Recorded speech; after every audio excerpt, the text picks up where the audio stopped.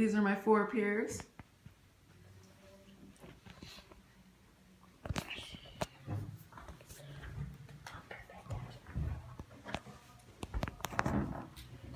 Hi, my name is Tracy, and I wanted to start off by asking you guys to take a second to remember. Remember your first love or a special event. Remember a family reunion or your child's birth. Now imagine one day waking up in an unfamiliar room, having people look at you with love and compassion, but to you, they're a total stranger. Having that ability to remember slowly being taken away from you. I'm talking about Alzheimer's, a disease that OWL.org suggests affects more than 5 million Americans. I myself have been caring for patients with this disease for over 5 years. I've experienced the everyday challenges people with this disease face. I've witnessed the progression of this disease and the declines. I've also seen the difficulty and impacts it has on family members and us as caregivers. So today I will discuss with you what Alzheimer's disease is, some signs and symptoms to look for, and do's and don'ts of caring for someone with this disease, and hope to shed light on a disease that continues to grow. So if you ever find yourself in a situation caring for someone who gets this disease, hopefully what I discuss will be of some good use to you. Now let's get started with the basics.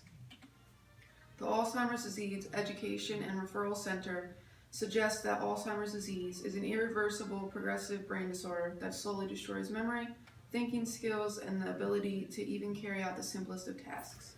The majority of people affected by this disease are over the age of 65. The damage takes place in the hippocampus of the brain first, which is crucial in forming memories. By the final stage, as neurons continue to die, the brain shrinks remarkably. There are 3 stages to Alzheimer's: the early stage, the middle stage, and the late stage.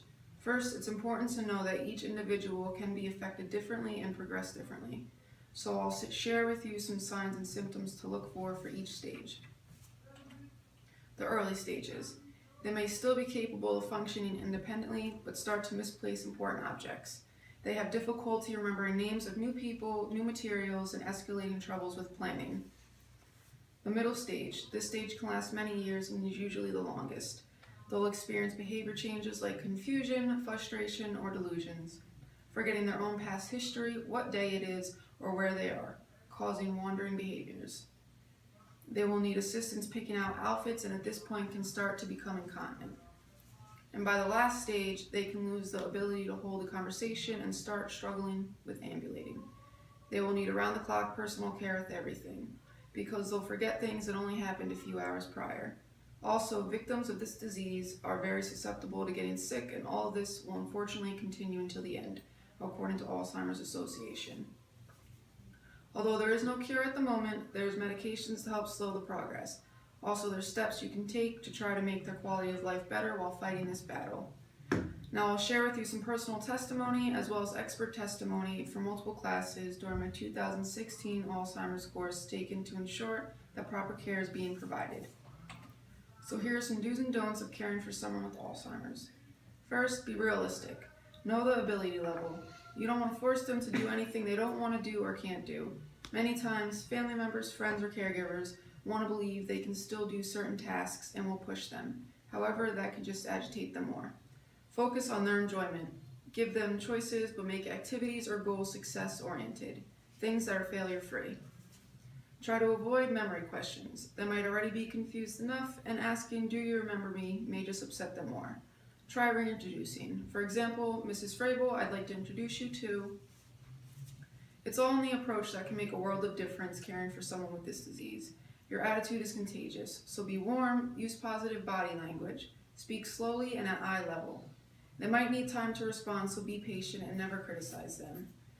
Remember, they didn't ask for this disease. Lastly, praise. Praise is important so they feel supported and loved. Alzheimer's disease is currently ranked as the 6th leading cause of death in the United States, according to Alzheimer's Association. My hope is to spread awareness for this disease so you know what to look for and how to handle loved ones dealing with it, potentially helping you to detect it early and start some treatment options. So take a second to remember. The ability to remember is a gift. We remember their love when they can no longer remember. Thank you.